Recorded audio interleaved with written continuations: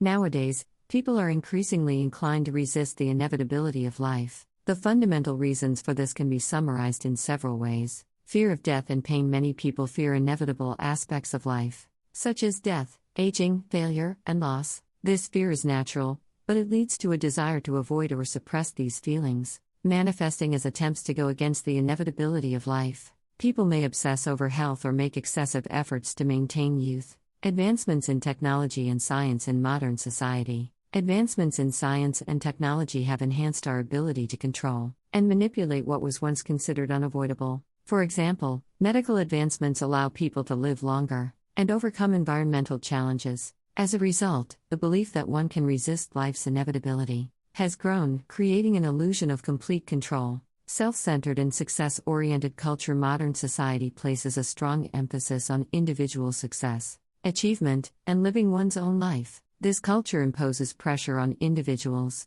to fully control their lives and overcome everything. Instead of acknowledging inevitable failures and setbacks, it leads to an attitude of overcoming all obstacles. Convenience and immediate gratification. People are increasingly pursuing convenience and immediate satisfaction, trying to avoid pain and waiting. There is a strong tendency to seek quick and easy solutions, rather than accepting the inevitable pain and difficulties of life. Decline of spiritual values. As materialism and science-based thinking become more dominant, spiritual values and philosophical reflection are decreasing. People place more value on tangible and measurable things, rather than seeking depth and meaning in life, making it harder to recognize and accept the inevitability of life. For these reasons, people try to resist the inevitability of life, seeking a sense of control over uncertainty and fear. However, accepting life's inevitability may be the essential process to achieving true peace and growth.